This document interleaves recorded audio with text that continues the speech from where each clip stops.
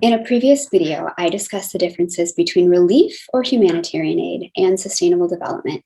I'll link that video below for anyone who's interested. In that video, I touched on the reality that staying in a relief mode for too long can actually do more harm than good in the long run.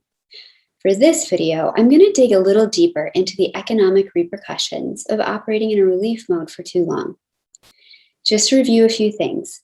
Relief can be appropriate in response to dire situations where people are not able to survive without immediate intervention. For example, a natural disaster where people have lost their homes and need temporary shelter, clothing, or water. However, aid should not be extended beyond the time that it is necessary. Otherwise, it can prevent people from finding their own solutions. Additionally, prolonged relief aid can hinder local economies and job growth. It can be hard to know how long relief may be appropriate. Some experts say it should not extend beyond 6 months, and that's not an unreasonable guideline. However, I do think that every situation is different. So in my estimation, I think a good rule of thumb to ask is, are we doing for the people what they could be doing for themselves?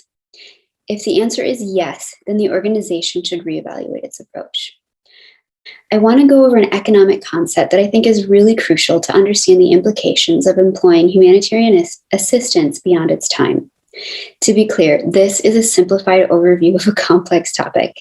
My goal here is to make this concept as simple as possible to help people understand the impacts of employing a relief model long-term and to encourage people to think critically about more effective ways to help nations develop and to prosper. To begin, in the macroeconomy, there are 5 sectors that interact with each other and create what economists call a circular flow. Within a sovereign nation, the 4 sectors are, first, households. Households provide 4 factors of production to the other firms in the forms of land, labor, capital, and enterprise. Technically, the household sector acts as an owner to the other firms. The second would be private firms, such as businesses that buy and sell goods and services to the other sectors and employ individuals to work in their firms. The third is the public or government sector. The government acts as an agent for households by purchasing public goods that the households ultimately own, such as roads and schools, for example. And fourth would be the financial market. For the sake of simplicity, I'm not going to dig too deep into the financial sector, but it is worth knowing its participation in the macroeconomic system. The last sector to discuss for this video is exterior to the sovereign country, but engages in economic transactions with that nation. And so we'll call that the rest of the world or the outside world. The rest of the world are people in other countries that buy and sell with firms, otherwise known as trade.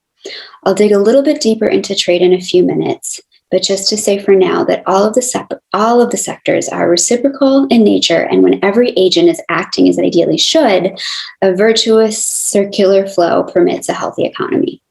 For example, if households are adequately employed, and I won't go into that too much in this video, but that doesn't mean a 0% unemployment rate. In fact, a certain amount of unemployment is actually beneficial because it prevents inflation from growing at an unhealthy pace. Again, that's an aside. Back to my point, if the unemployment rate is in good condition, households have the resources to pay taxes and purchase goods and services from firms.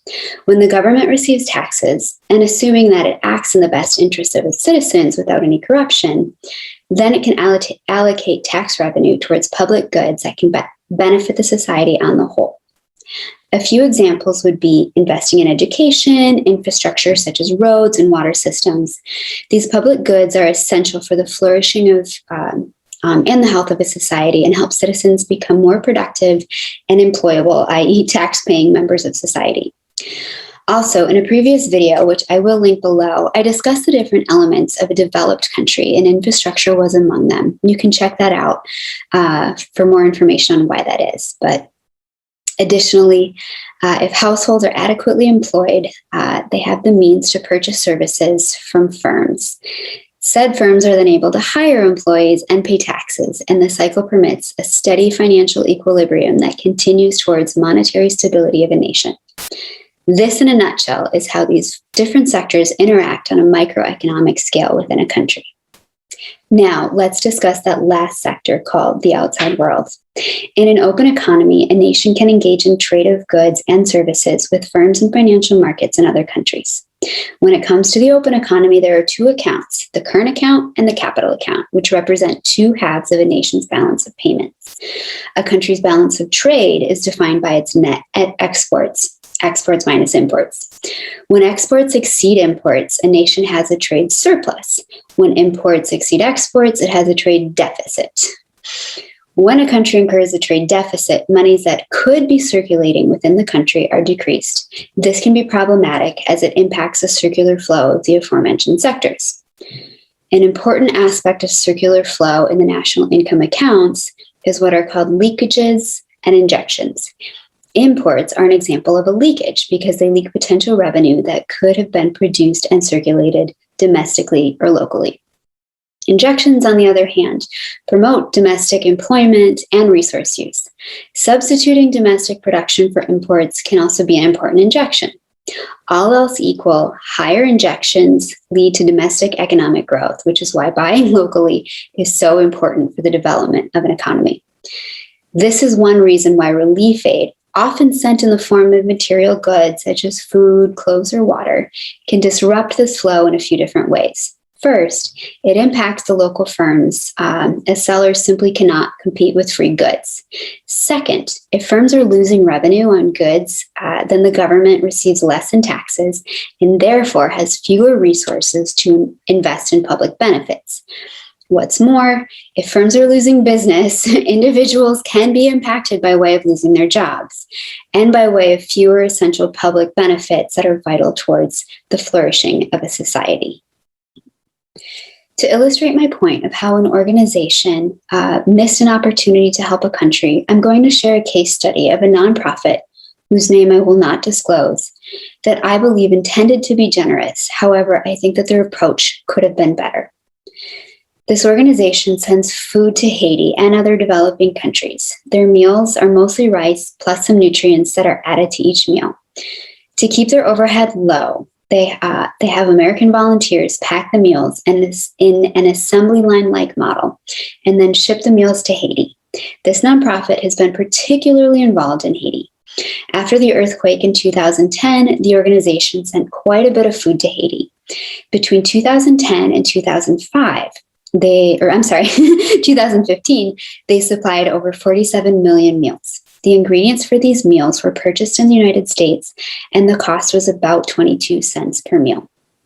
So what is the net impact of that? Well, if this organization had purchased ingredients in Haiti, it would have cost 25 cents per meal, just 3 cents above the American rate.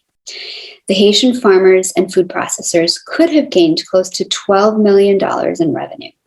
If the Haitian government had collected 10% in sales tax, that would have permitted $1.2 million that could have been allocated towards other valuable public resources, such as education or infrastructure.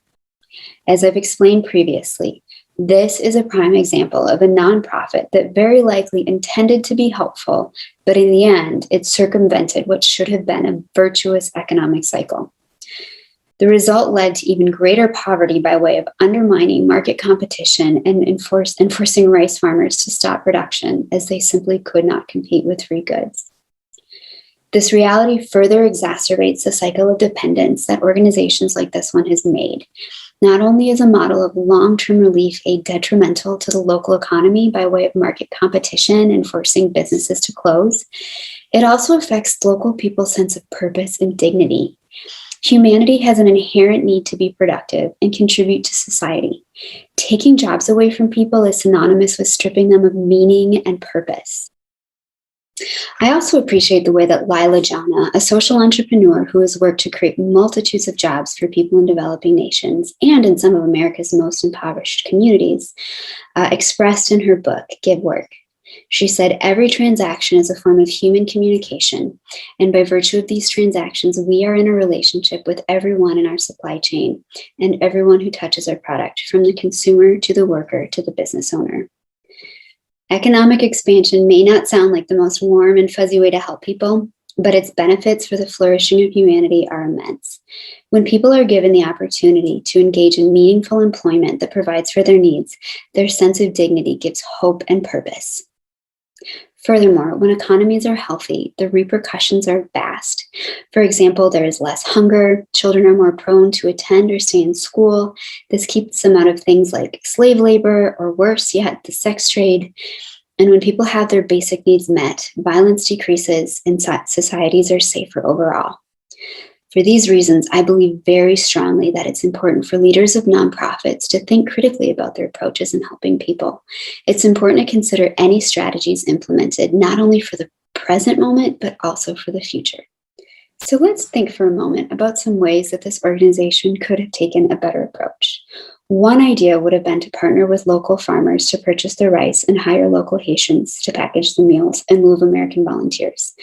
This approach would have permitted more revenue to circulate within the local country and could have provided a more steady income for the local farmers.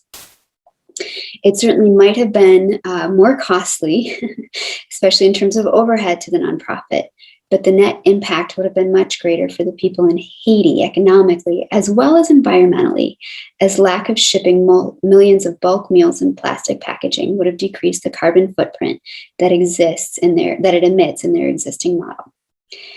Indeed, this can be an issue in the nonprofit sector. It can be appealing to market a success rate of 22 cents per meal, but it's important to consider the true impact rate of an initiative to ensure its net positive result is for the local people. Another factor to consider is climate and the availability of rice year-round. In some countries, climate issues such as drought or other problems can make it more challenging to grow rice. In situations like that, a different form of collaboration might be better. For example, perhaps a low-interest rice loan where the recipient is lent a certain amount of rice to sell during an off-season, but is expected to pay back the loan. If the rice farmer manages the business well, he or she should be able to generate enough income to pay back the loan. So why would that be better than just giving away the rice? Wouldn't it be nice to just give away the rice in times of drought? Again, it might seem nice, but it circumvents the farmer's potential for economic gain and, as previously mentioned, the intrinsic dignity that comes from engaging in meaningful work. This list is by no means comprehensive, and the solutions mentioned are not simple either. However, I hope this example was helpful to consider when thinking about approaches to helping people in developing countries. The line between helping and overstepping can be quite slim and hard to detect. As I've reflected on this dilemma, I've come to discern the following to be a good rule of thumb. If one is doing for the other what he or she could do for himself or herself for a prolonged period of time, then it's not an effective approach and it should be reevaluated.